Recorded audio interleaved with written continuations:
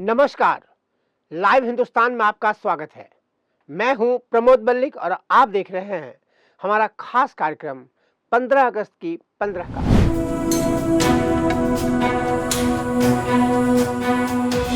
क्या आपको पता है कि महात्मा गांधी विभाजन के बाद पाकिस्तान जाना चाहते थे। उन्होंने न सिर्फ इसकी चर्चा की बल्कि इसकी योजना भी बन गई और इसकी तैयारियों के लिए एक आदमी को पाकिस्तान के लाहौर शहर में भेजा भी गया।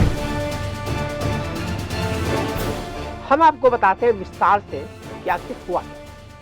महात्मा गांधी भारत और पाकिस्तान के बीच बेहतर रिश्ते चाहते थे। वे हिंदू मुसलमान के बीच प्रेम और भाईचारा चाहते थे और इस कोशिश में वे पाकिस्तान जाना चाहते थे। दरअसल गांधी ने भारत और पाकिस्तान के बीच शांति और सद्भाव के लिए पाकिस्तान जाने की योजना बनाई।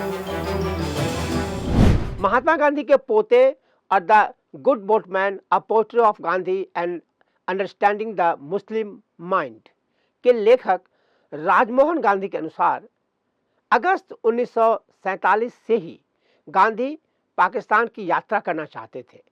23 सितंबर को उन्होंने कहा था, मैं लाहौर जाना चाहता हूं, मैं रावलपिंडी जाना चाहता हूं। उन्होंने इस इच्छा के बारे में जिन्ना को लिखा। 27 जनवरी को यह तय हुआ था कि गांधी 8 या 9 फरवरी को पाकिस्तान पहुंचे। गांधी ये चाहते थे कि वे भारत आए हिंदुओं और सिखों के एक जत्थे को लेकर पाकिस्तान गए और वहां गए मुसलमानों को एक जत्थे को लेकर भारत आए। इस तरह सांकेतिक रूप से ही सही कुछ लोग अपने घरों को लौट सके।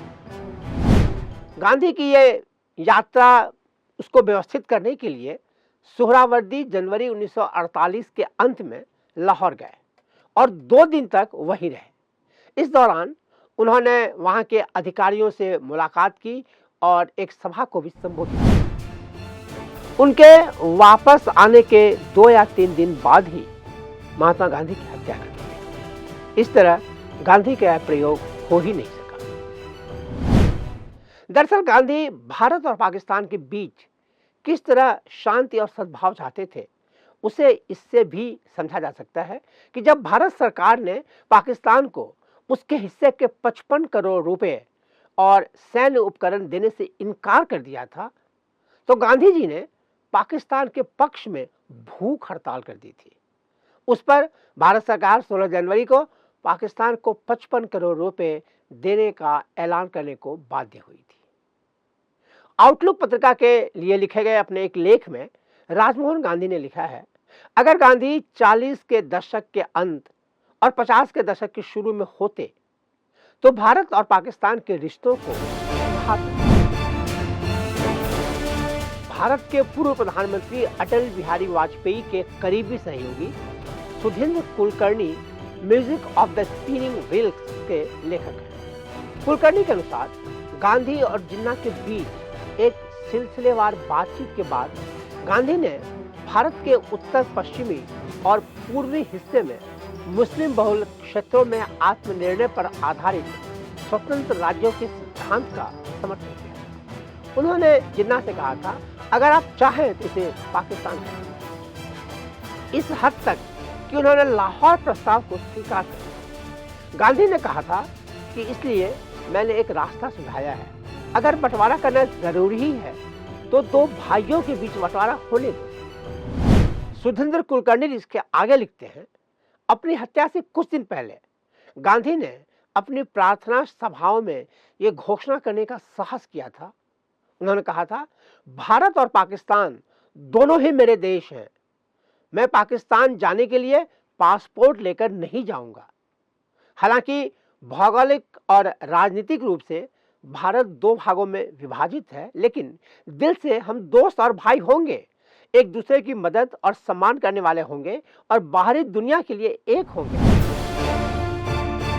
दूसरी ओर मोहम्मद अली जिन्ना ने बंटवारे का समय अपना सब कुछ बेच दिया, घर बेच दिया और समय से पहले ही पाकिस्तान चले गए। जिन्ना ने नई दिल्ली में अपना घर बेच दिया, लेकिन साउथ मुंबई में 2.5 एकड़ की हवेली अपने पास थी। इतालवी संगमरमर और अखरोट की लकड़ी के काम की वजह से प्रसिद्ध इस घर से जिन्ना को गहरा लगाव।